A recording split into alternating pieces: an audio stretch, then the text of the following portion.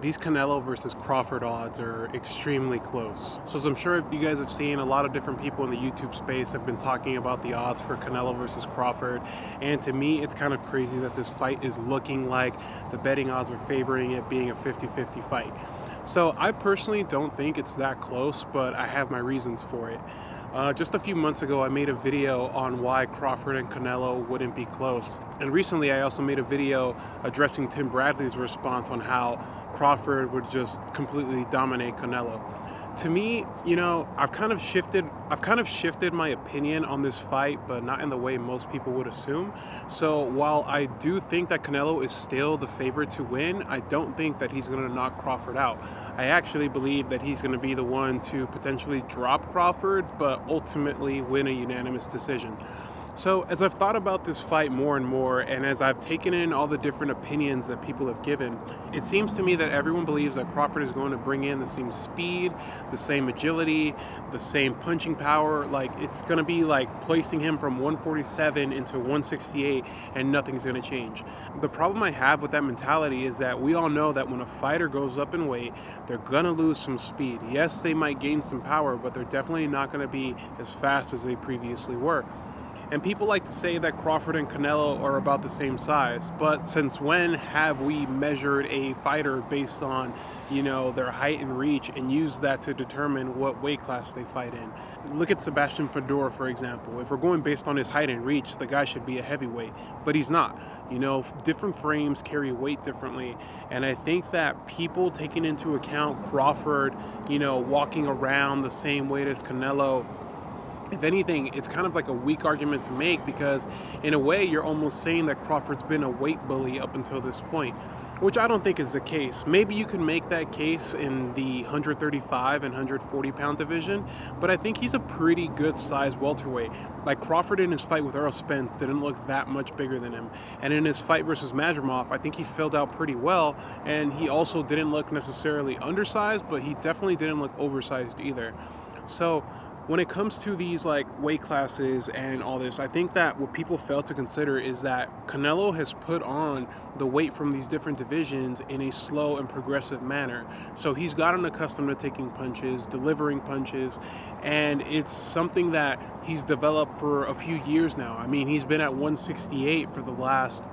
So I believe Canelo unified with Caleb Plant in 2021, November 2021-ish. And so Canelo's essentially been a super middleweight for at least, 3 to 4 years by now.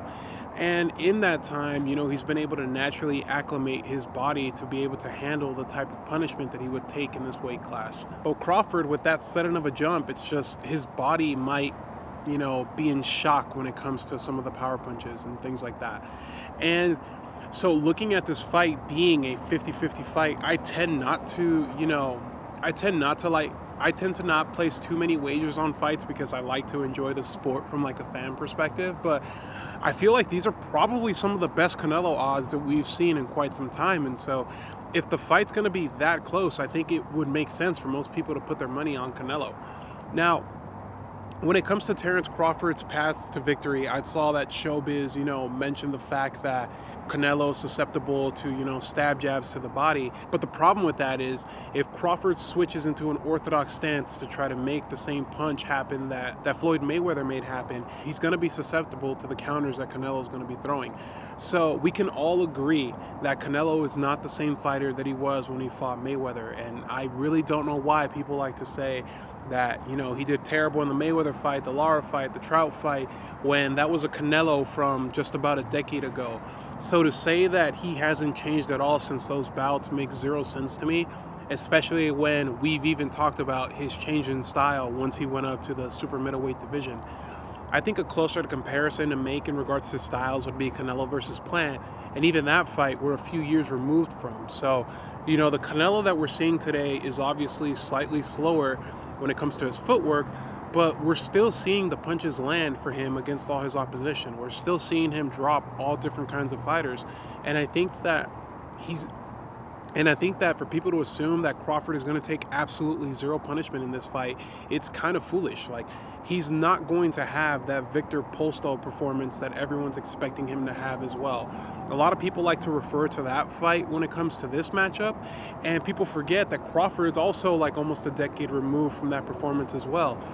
And, the great ones, as they say, they can summon one last great performance, for example, Manny Pacquiao with the Keith Thurman fight. But what people don't take into consideration when it comes to that fight, and I personally think it's one of Pacquiao's best fights, is that Thurman was coming off of an injury. He was coming off of a layoff. So there's different caliber of fighters, and I would put Thurman nowhere near the category of Canelo. So, the comparisons that people try to make, they're just not making a lot of sense. To me personally, I could see this fight looking a lot like the Triple G versus Kell Brook fight, and I've even left that sentiment as a comment on a lot of different channels, and I think that that's going to be the case. I can see Crawford having early success. Like, I can see the speed and the agility giving Canelo problems in the short term, but Canelo's not a short-term fighter. He's a long-term fighter. So he doesn't expect to get the knockout very early. He's constantly applying pressure and wearing down fighters throughout the fight. And so I think that it's going to look a lot like the Kell Brook Triple G fight. And so I think it's going to look a lot like the Kell Brook and Triple G fight, where Kell Brook is getting off a lot of quick punches. He's able to beat Triple G and kind of like meet him during certain exchanges. But eventually the power of Triple G was able to break Brook down and get him to drop his guard enough to where he broke his orbital bone. And it's a very similar weight jump. If you think about the position that the fighters were in, it's a very similar set of circumstances. So at that point, Kell Brook had already beaten Sean Porter and became, the welterweight champion. If I'm not mistaken, around that time, Kell Brook was considered or ranked between like 1 and 3 best welterweights available at that time. And Triple G was definitely considered the best middleweight. And he was around, I want to say 34 around that time.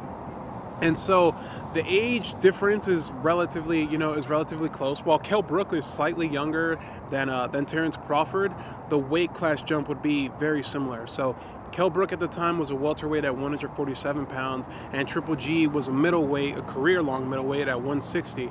So that jump, that 2 weight division jump, would be very similar to what Crawford's attempting to do here. And in that set of circumstances, as I already mentioned, Kell Brook was doing pretty good until he just wasn't. Eventually, the power did catch up with him, and it became a hard fight to watch at a certain point. You could see that Kell Brook was clearly uncomfortable with taking the type of punishment that he was taking, and eventually Triple G, he was just plotting, patient, walking through the Brook shots, and you could tell that it wasn't really frustrating him too much. And I think that Canelo's probably going to have the same veteran mentality, where he's going to know eventually these punches are going to have their wear caused on Crawford, and he's going to drop his hands, and eventually he's going to get him out. Another fight that the styles are pretty different, but similar type of weight jump, was when Guillermo Rigondeaux fought against Vasily Lomachenko. Of course, the styles are not 1-1, it's completely different, but once they were in the ring, it was apparent that the size differential was just too much for a fighter to overcome. And I understand that Canelo's not the same fighter he once was, but to just assume that Crawford is going to dog walk him makes no sense to me. Canelo is still rated the #1 super middleweight fighter. Like, he's still, top 10 pound for pound. Even if you don't have him in the top 5, he's still a great fighter and one of the best overall. When people say that Crawford's just going to counterpunch Canelo, Canelo's also known to be a counterpuncher. Like, what he lacks in speed, he makes up for in timing, which is constantly overlooked, especially by like people like Tim Bradley and by people like Paulie Malignaggi, which, by the way, on a side note, Paulie saying that, he rates Madrimov as a better fighter than Canelo is absolute like hater material if I've ever seen it. Like, that is just about the most biased take you can have. Paulie's trying to convince us that an Eastern European fighter, I don't even think he's Eastern European, technically he's Asian, but Paulie keeps referring to these fighters as Eastern European fighters when they're actually Asian. But him saying that that Madrimov is a tougher opponent and is, and that he'd rate him above Canelo is just absolute hater material. Like the fact that he's trying to compare a 11 fight fighter who at this point has done nothing but win a vacant title and, go to a pretty, go to a pretty competitive fight with Crawford, saying that that guy is similar or better when compared to a multi-division champion that has always and consistently fought the best available fighters, with the exception of the Benavidez and the Morrells of the world, trying to compare them to and saying that Canelo's IQ is nowhere near that is just absolutely like an awful take. And so I don't want to use Paulie as an example, but it's clear that people like him are giving Canelo almost no shot in this fight. Now, when people try to make the argument that if they were the same size, Crawford would win, well, okay, yeah, sure, but they're not the same size. Like, I like to live in a world of reality where the fights that we see are fights that actually make sense. And I get that the best fight to make in this situation would probably have been Canelo versus Benavidez, but for the time being, with him fighting Morrell and with him moving up to light heavyweight, we're probably never going to see that fight. So I could understand wanting to see another super fight in Crawford and Canelo, but the fact that people were making it this like 50-50 fight and that the betting odds are making it this close, I think in a way it's extremely disrespectful to Canelo. And also, in a way, it's kind of disrespectful to Crawford, because if you think about it, we're gassing this fighter up so much that he really thinks he's going to go in there and, and just completely do a number on Canelo, which I think that if he thinks the fight's going to be that easy, it's going to be a long night for him, for sure. But if there's a point that I didn't make in this video, I'd like to hear what you guys think on this fight. Should the odds be this close? I personally think it's crazy, but what do I know? At the end of the day, I know that styles make fights and that anything can happen in boxing, but I really just don't see a way that Crawford can pull out a victory against Canelo. And with these odds being the way that they are, I might have to place a significant amount for Canelo to win. With that being said, thank you all again for tuning in, and until next time, peace.